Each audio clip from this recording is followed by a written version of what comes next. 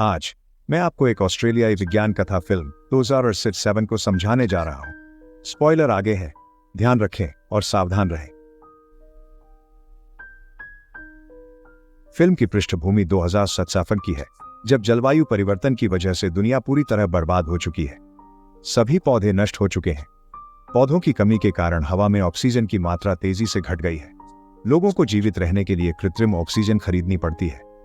99% दुनिया अंधेरे में चली गई है।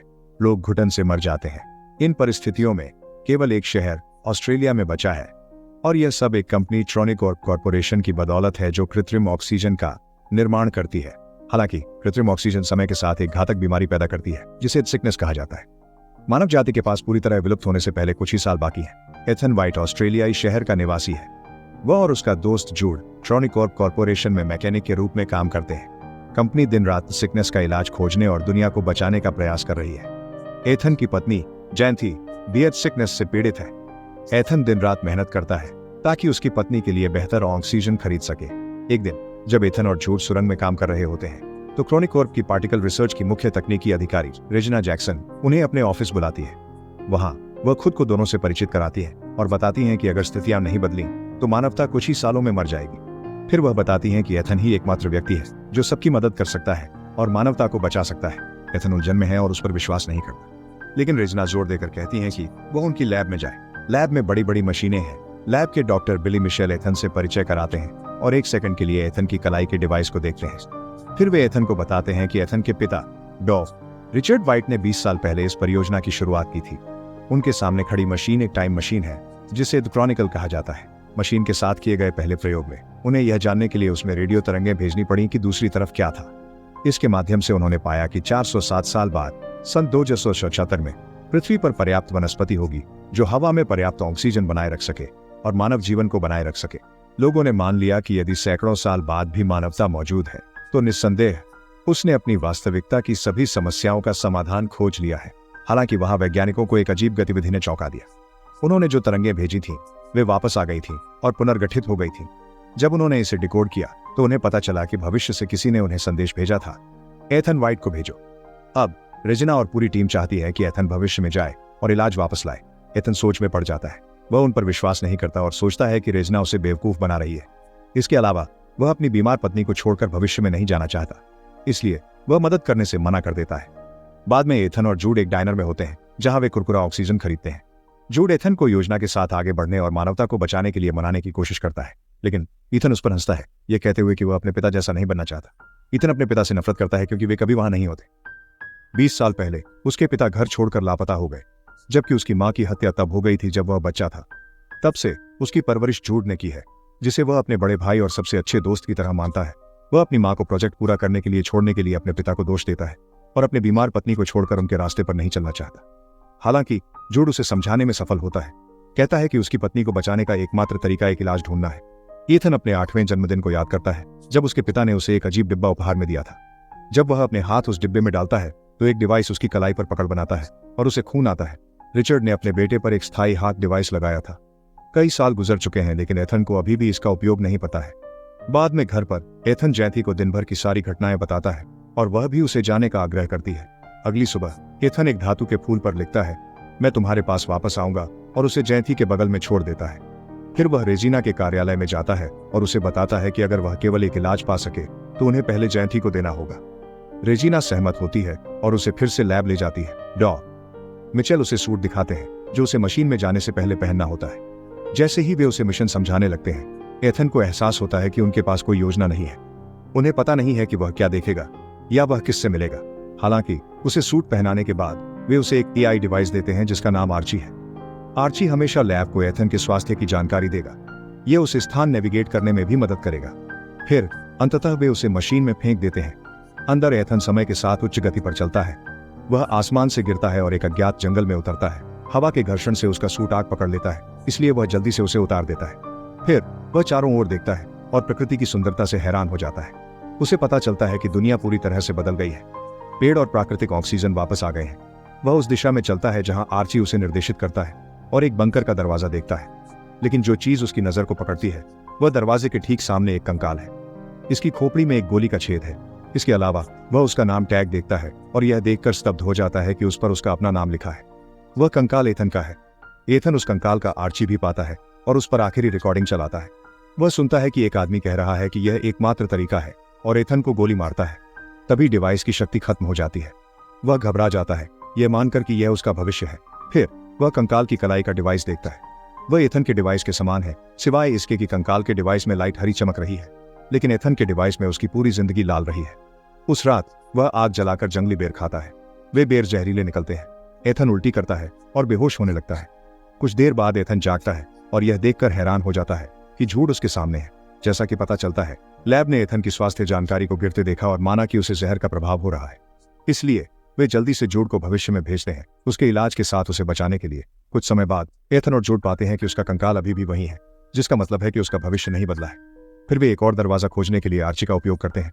कुछ डिवाइस से एथन की आंख को स्कैन करता है और उन्हें प्रवेश की अनुमति देता है। जब वे अंदर जाते हैं तो एक मॉनिटर उसका स्वागत करता है। वह उससे एक डीएनए सैंपल मांगता है। जब वह इसे स्वीकार करता है तो उसकी कलाई की डिवाइस काम करना शुरू कर देती है, जिससे उसको खून निकलने लगता है। खून की जांच के बाद यह हरा हो जाता है। कमरे की लाइट जल जाती है और वे महसूस करते हैं कि वे क्रॉनिकॉर्प की लैब में हैं। 407 साल बाद समय मशीन भी उनके सामने है।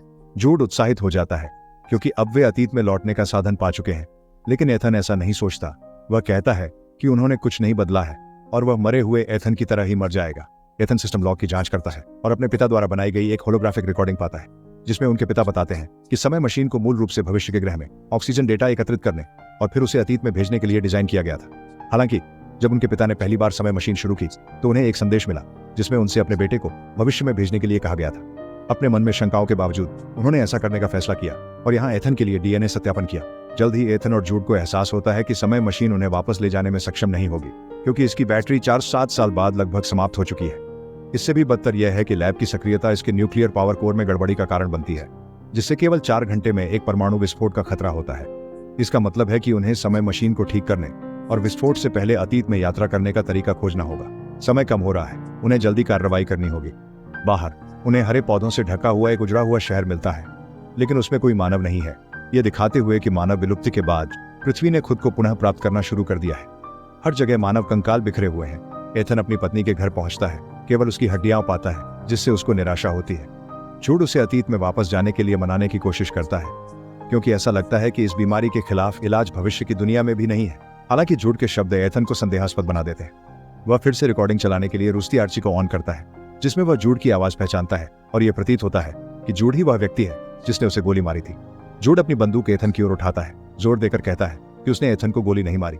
आखिरकार एथन पहले मिशन पूरा करने का फैसला करता है, इसलिए संयुक्त प्रयासों से वे ऊर्जा कोर को ठीक करते हैं और फिर लैब में लौटते हैं। अब क्रॉनिकल सिस्टम काम करता है और उन्हें अतीत में लौटने में सक्षम होना चाहिए। उन्हें बस पोर्टल लॉन्च तक 37 मिनट का इंतजार करना होगा। जैसे ही काउंटडाउन 0 पर पहुंचता है, पोर्टल लगभग 30 सेकंड के लिए 2000 सेशन से जुड़ जाएगा। हालांकि एथन को अभी भी अपने शरीर के अवशेष उसी स्थान पर एक दरवाजे के पीछे मिलते हैं, जो बताता है कि उन्होंने भविष्य में कोई बदलाव नहीं किया है। सच्चाई का पता लगाने के लिए एथन अपने वर्तमान आर्ची की बैटरी निकालता है और उसे पुराने आर्ची में डालता है। इस प्रकार उसे एक और वीडियो मिलता है, जिसमें भविष्य का एथन उसे विश्वास दिलाता है कि उसकी भविष्य की स्वयं की हत्या जूड द्वारा की जाएगी। तब जूड कबूल करता है कि भविष्य को बदलने की कोई उम्मीद नहीं है और वह एथन की सुरक्षा करने की कोशिश कर रहा है। ये विश्वास करना मुश्किल है। एथन अपने भाई को एक कमरे में बंद कर देता है, फिर अपने पिता की मृत्यु के दिन की होलोग्राफिक लॉग को फिर से चलाता है। वह जल्द ही क्रॉनिकॉर्प की सीटीओ रेजना जैक्सन और उनके पिता के बीच की बातचीत का पता लगाता है। इसमें दिखाया गया है कि एथन के पिता समय मशीन का उपयोग सभी मानव जाति को बचाने के लिए इलाज खोजने के लिए करना चाहते थे, लेकिन सीटीओ केवल कुछ चुनिंदा लोगों के साथ मरते हुए समय से भागने के उद्देश्य से मशीन का उपयोग करना चाहती थी। हालांकि कोई भी योजना वो चुने, किसी को भविष्य में यात्रा करनी होगी और टाइम मशीन को चालू करना होगा। जीवन की सामग्री को समय में सुरक्षित रूप से भेजने के लिए दोनों पक्षों से एक संचालन लिंक की आवश्यकता होती है। सीटीओ को उसके योजना से रोकने के लिए उसके पिता ने टाइम मशीन को लॉक कर दिया और इथन के डीएनए को सत्यापन कुंजी के रूप में सेट किया। इथन के पिता ने जो किया उससे क्रोधित होकर सीटीओ ने तुरंत उसे मार डाला। फिर वह जूड को इथन की मां को मारने का आदेश देती है और उसे इथन का संरक्षक बनने के लिए कहती है, ताकि एक दिन वे इथन की कलाई बैंड का उपयोग करके भविष्य तक पहुंच सकें। इथन बहुत हैरान है। जिस व्यक्ति को उसने अपना भाई माना था वह उसकी मां का हत्यारा निकला और अब उसे भी मारने वाला है।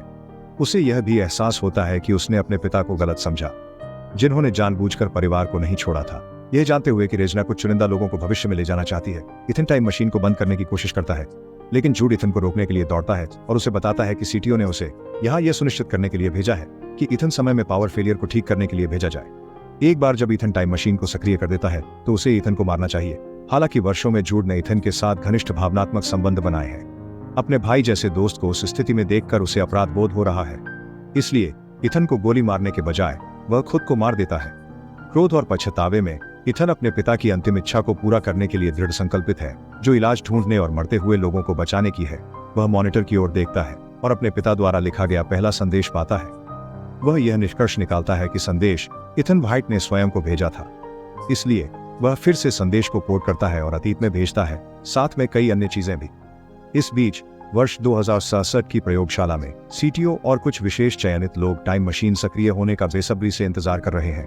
हालांकि उनके आश्चर्य के लिए टाइम मशीन सैकड़ों विलुप्त पौधों को वापस भेजती है, साथ ही इथन के पिता की हत्या के रिकॉर्ड की एक प्रति भी। जल्द ही टाइम मशीन को इथन द्वारा नष्ट कर दिया जाता है, जिसके परिणाम स्वरूप सीटीओ की योजना विफल हो जाती है। अंत में हत्या के कारण सीटीओ को गिरफ्तार कर लिया जाता है।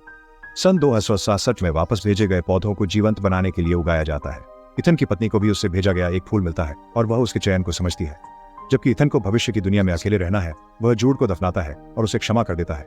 एक तितली उसका ध्यान आकर्षित करती है और उसे फिर से उसी प्रवेश द्वार की ओर ले जाती है, जहां इथन खुश होता है ये देखकर कि उसके भविष्य के आत्मा का शव गायब हो गया है। वह बाहर की दुनिया को देखने के लिए दौड़ता है और पहले की बंजर दुनिया की तुलना में एक भविष्यवादी पर्यावरण संवेदनशील शहर देखकर राहत महसूस करता है। उसके फैसले ने मानवता के भविष्य को बदल दिया था।